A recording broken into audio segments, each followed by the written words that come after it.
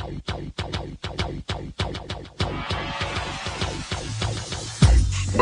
to the Odds Breakers, number one place for shared, sharp betting information. Welcome back to podcast 43 of 2024. I'm your host, Kiev O'Neil. You can follow me on Twitter at OBKiev.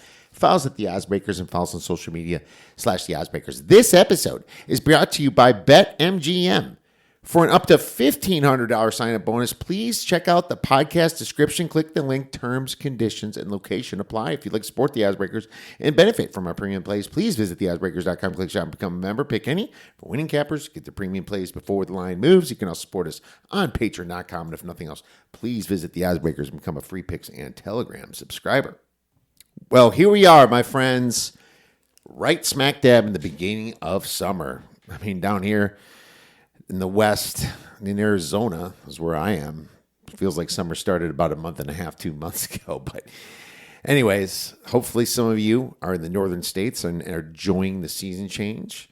I'm actually going to be heading out on vacation. Actually, if you're listening to this, I'm already on vacation because I'm recording this for next week. I'm recording this on a Friday afternoon. I just got done with Ron, Ace Sports, talking a little bit about the Bears on his show. A little bit of a preview. Ron's got some great stuff over at his website and at his YouTube channel.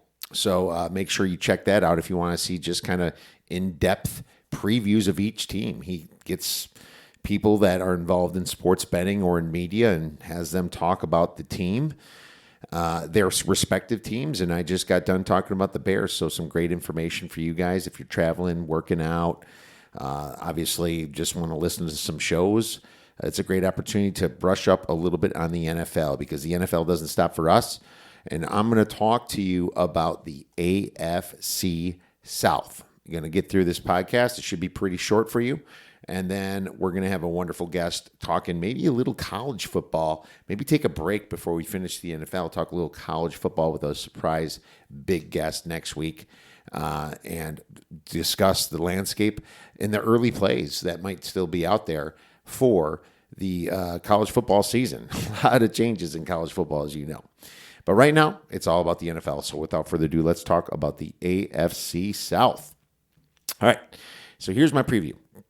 2024 preview, season win totals, excuse me right there, divisional odds. All right, the AFC South. This may be the most interesting division in football from 2023. I'm not saying interesting. I think I say that a lot, but I meant from last year. It was very interesting because, you know, a lot of people are pretty low on the AFC South back in 2023 before the season started. But the Texans went from worst to first. You know, the Jaguars fumbled their way out of the playoffs. They looked terrible. And Trevor Lawrence just got $55 million a year, you know. I mean, 55 million. Imagine if you're like a veteran, like a defensive tackle. Maybe you're not the top 5, but you're top 10 or top 15. You know what? You're getting your 6th or 7th year in the league, a 1-year deal worth about $3 to $4 million, you know? And then you're playing with this guy that hasn't really brought the team that far, getting $55 million a year. There is a massive payment discrepancy in the NFL because it's a free market and they make quarterbacks worth too much money. And I blame Goodell and all the changes they made to favor quarterbacks and favor point scoring. I like the NFL of the 80s, 90s, and early 2000s the most. I think there was a few changes that could have been made from there, but this is absolutely ridiculous. You know, and in the real world out there, there's companies that don't pay their employees what they're really worth. And there's also employees out there that don't give their company what they're getting paid. So it's on two hands of the spectrum there. So why not cut quarterback salary? You know, it just makes no sense to me that that there's just has to be this one guy that plays this one position that just has to make all the money. I think it's absolutely ridiculous. And I'm more of a free enterprise type person in general, right? I just think when it comes to competition, you have to even the playing fields, you know, a competition, right? This is not like just because this city has 20 million people, like in baseball, I'm going to allow them to have a lot of money and always go over the luxury tax, blah, blah, blah. I think that's stupid as well too, because why would you be a fan of a smaller city? It just makes no sense how these competition is run nowadays, because it's completely biased and it's completely wrong. And teams now just have to suck it up and pay their quarterback, when teams that are doing well off rookie deals are just completely crushing it. I personally think there's only one quarterback worth over $50 million, and that's probably Patrick Mahomes. I don't think any of them are worth it.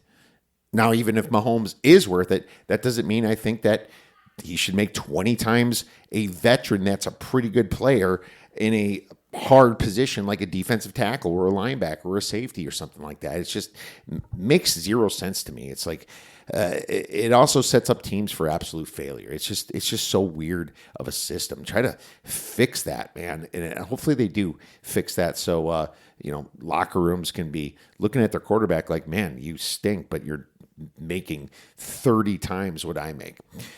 But anyways, we're not here to talk about that. We're talking about the AFC South and their betting preview. So going back to that, the top three teams in the AFC South overachieved from expected win total, from a Pythagorean win total. So that you have to point that out a little bit.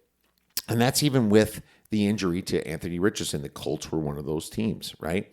So there's also teams that really fell off the watermelon wagon, like the Jaguars. It's like, seriously, you're supposed to be the AFC South division winner. So I found that interesting. And obviously the AFC South this year is going to have a little bit challenging. They play the NFC North and the AFC East for at-large scheduling. And this is kind of rough, I think, because there's only two teams that have win totals under 8.5 in both divisions. And those are the Patriots and those are the Vikings. Everybody else has a win total of 8.5 or higher. The AFC South used to be the worst in football, not anymore. Let's see if this division is worthy this year like it was last year and one of the better ones in football. So the division winner odds, Texans plus 105, Jaguars plus 275, the Colts plus 310, and the Titans plus 1,000. Starting out with the number one team in the Houston Texans. Vegas win total 9.5, juice to the over minus 140. 2023 wins was 10. Pythagorean wins 8.61. Schedule medium hard, at large, at Dallas, at Kansas City, and versus Baltimore. Schedule last year was easy. Key losses. Defensive end Jonathan Greenard, defensive tackle Sheldon Rankins, linebacker Blake Cashman, running back Devin Singletary, tackle George Fant, punter Cameron Johnson, inside linebacker Denzel Perryman, guard Michael Dieter, and then there's three guys that are not signed: defensive end Jerry Hughes, cornerback Steven Nelson, and defensive tackle Hassan Ridgeway.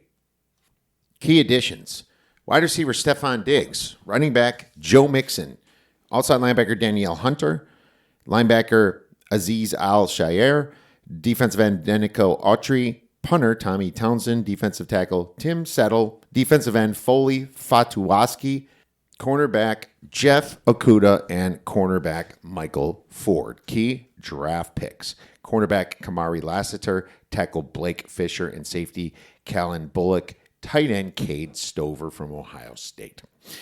So summary: Houston Texans are all in for 2024. What a great move last year, drafting the top quarterback in the draft and C.J. Stroud in the top edge rusher in the draft. Going from worst to first in this division, pretty awesome. Now DeMeco Ryans, who I think was snubbed for Coach of the Year last year, just to let you know, has work cut out for him. The unique thing about the NFL, always try to equalize the teams on a year-to-year basis. Now, the Texans now will go from having one of the easiest schedules in the NFL to a first-place schedule that is pretty darn hard. They opened up the checkbook this year to sign some big names, but I really do not like the Stefon Diggs move. Diggs, very talented, but a typical diva receiver. Not a good locker room guy, and he's expensive. Houston got by last year based on clutch quarterback play from C.J. Stroud, great defensive rankings, 6th in rush EPA, where the Texans were not quite as good, was against the pass, ranking 19th in dropback EPA. They also struggled to run the ball well on offense, ranking 26th in rush EPA. And it was all CJ Stroud, basically. The Texans overachieved some, too. They should have only won 8.6 games according to the Pythagorean standards. So they did overachieve. I think this team will continue to be good against the run, but I am not so sure about against the pass. My biggest concern is for the offensive line. Joe Mixon has been added to the run game while Devin Singletary gets cut. Will that be enough? I do like Joe Mixon more, but I'm not so sure. If I had to pick a player / coach that might be the biggest candidates for a sophomore slump, it would be this team. CJ Stroud and D'Amico Ryans. Let's face it. They should have won 8.6 games. They won 10, based upon, obviously, the Pythag. Now, their schedule was easy. It goes to hard. There's a lot of things now that's starting to stack up against them. I have them at 8.7 wins. I'll take the under when it gets to 10. I haven't seen many 10s pop. I'm sure I can buy it at some point. But I'm going to wait because I truly believe that this Houston Texans team is going to be one of the most overhyped teams come August when we get to actually play these totals. Probably not going to wait for the first preseason game to happen because if something looks bad, it'll possibly crash. But anyways, as a season win total here, definitely bearish on the Texans if you're going to give me a 10. So I'll take under 10 when I see it, but it is not there quite yet. My power rating on the Texans, 2.75 points better than the average team. So even though I have them as a well above average team, they have that hard schedule. So I think it's going to kind of come back down to earth for them a little bit. All right, the next team we're going to talk about is the Jacksonville Jaguars, and their Vegas win total is 8.5. 2023 wins were 9. Pythagorean wins were 8.84. So their schedule this year is medium, at large versus Cleveland, at Philadelphia, and at the LA Raiders. Schedule last year, medium hard. Key losses, wide receiver Calvin Ridley, cornerback Darius Williams, safety Rayshon Jenkins, defensive end Foley Fatou Kassi, kicker Brandon McManus, outside linebacker Kalavion Chasen, and defensive end Dwayne Smoot, wide receiver Zay Jones. Key additions, defensive end Eric Armstead, wide receiver Gabe Davis, safety Darnell Savage, center Mitch Morse, wide receiver Devin Duvernay, and cornerback Ronald Darby. Key draft picks, wide receiver Brian Thomas, defensive line Mason Smith, cornerback Jarian Jones, tackle Javon Foster, defensive line Jordan Jefferson, and a bunch of dudes. Summary. 2023 was a very strange year for the Jaguars and Trevor Lawrence. I watched this team make mistake after mistake, and I just could not understand it. Very hard to bet on this team. Probably one of the tougher teams and beats I've had because I was high on this team, and I was expecting them to kind of crawl out of the hole, but they keep beating themselves. Maybe it was the pressure that got to him. I don't know, but Lawrence is supposed to be a franchise guy now, and now I'm not quite so sure. The $200 million guarantee, $55 million a year, says that he is a franchise guy.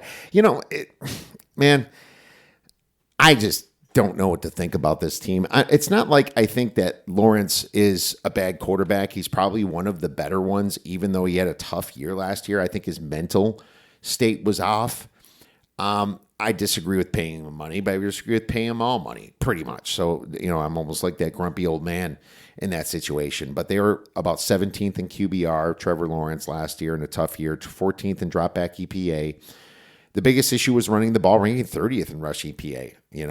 That was horrible for this team. Turnovers hurt as well, finishing -3 in the net turnover margin. On defense, this team was just very average, ranking 13th in EPA per play. The schedule eases up maybe just a little this year, going from a first-place situation to a second. The Jaguars are in a net positive this year in rest, though, at +4. But the bad side is that 2 home games versus the Bears and the Patriots are overseas in London.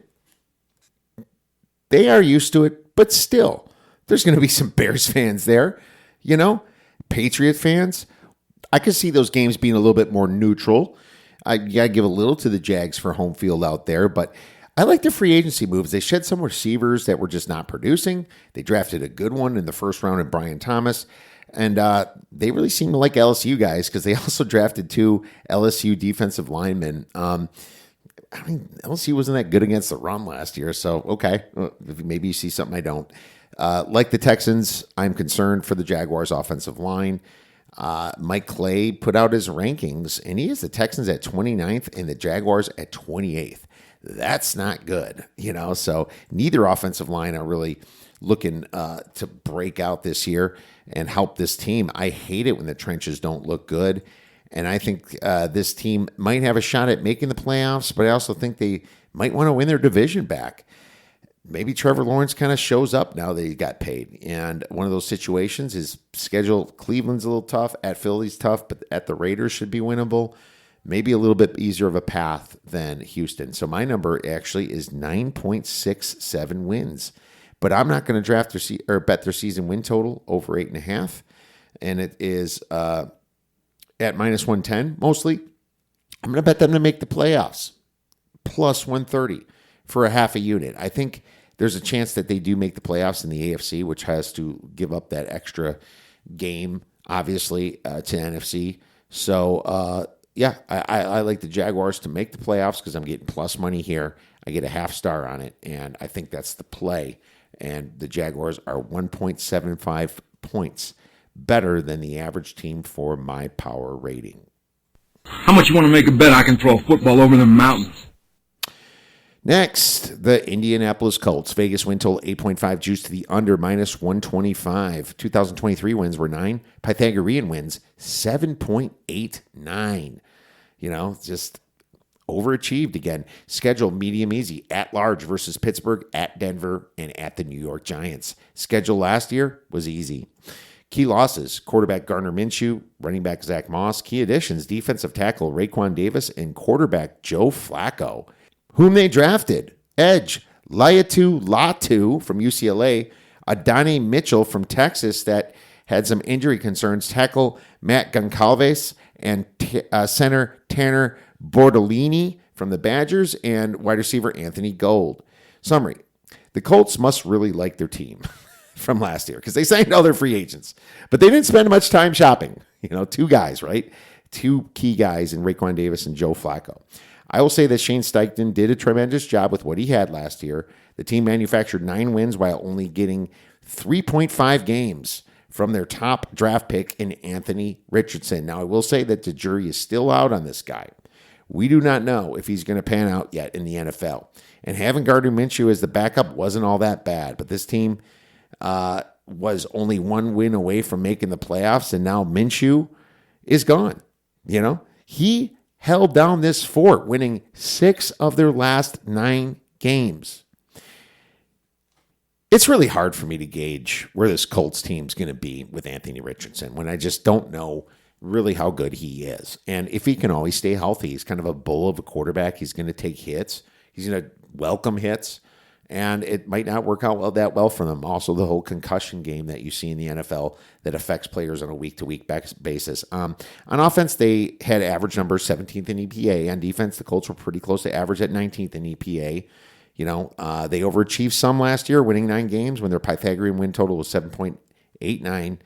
I can only say that this team should be average for the start of the 2024 season.